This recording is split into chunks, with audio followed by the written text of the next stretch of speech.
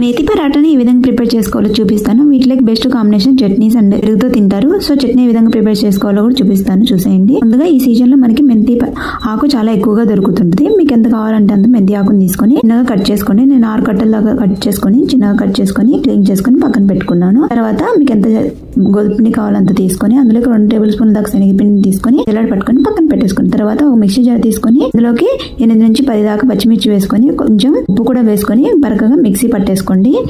చూపిస్తున్నట్టు విధంగా ఈ విధంగా మిక్సీ పట్టుకుంటే సరిపోతుంది.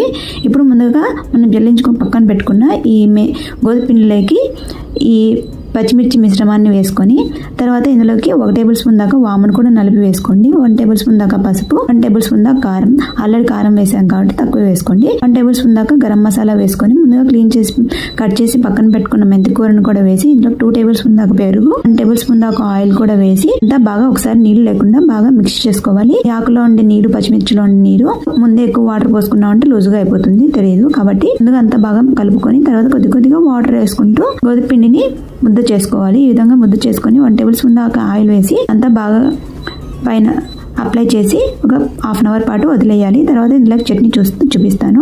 మిక్సీ జార్ తీసుకుని మీడియం సైజు ఆనియన్ చిన్నగా కట్ చేసుకోండి. నేను ఇక్కడ 4 మిర్చీలు వేసుకుంటున్నాను. మీ స్పైసీ ఎంత తినగలుగుతారో అంత వేసుకోండి. నేను పెద్ద సైజు టమాటాని ముక్కలుగా కట్ చేసి వేసుకున్నాను. మీడియం సైజు అయితే 2 వేసుకోండి. క్లీన్ చేసి పెట్టుకున్న కొద్దిగా కొత్తిమీరను కూడా ఇందులోకి వేసి మీ టేస్ట్ కి సరిపడా సాల్ట్ని ఇందులోకి వేసుకొని బరకగా మిక్సీ పట్టుకోండి. పూర్తి ఫైన్ గా అవసరం లేదు, చూపిస్తున్నట్టు విధంగా ఉంటే సరిపోతుంది. మరి పేస్ట్ లా ఉంటే తినడానికి అంత బాగుండదు. ఇలా చేసుకొని చట్నీ పక్కన పెట్టుకోండి. ముందుగా ప్రిపేర్ చేసుకున్న గోధుమపిండి ఆటని ఇదంతా బాగా ఒకసారి అంతా బాగా కలుపుకొని లూజుగా అనిపిస్తే ఇంకొకసారి గోధుమపిండి వేసుకొని చపాతీ పిండిలా కలిపేసుకోండి. తర్వాత కొద్దిగా పిండిని తీసుకొని చూపిస్తున్నట్టు విధంగా చపాతీ చేసుకోండి. ఈ గోధుమపిండి మేతి పరాటాకి సో ఎక్కువ మనం ఫోల్డ్ చేసి చేయాల్సిన అవసరం లేదు. మామూలు రోటీలాగా చేసేసుకొని దాని మీద వేసి కాల్చుకోవడమే. స్టవ్ వెలిగించుకొని ప్యాన్ పెట్టుకొని 1 టేబుల్ స్పూన్ దాకా నెయ్యి వేసుకున్నాను. నెయ్యి వేసుకొని చేసుకుంటే మెతి పరాటాలు చాలా బాగుంటాయి. హై ఫ్లేమ్ లో పెట్టుకొని అంతా తిప్పుకుంటూ 2 వైపులా మంచిగా కాల్చుకోవాలి. మీకు ఇష్టమైతే 2 వైపులా కూడా నెయ్యి వేసుకోవచ్చు.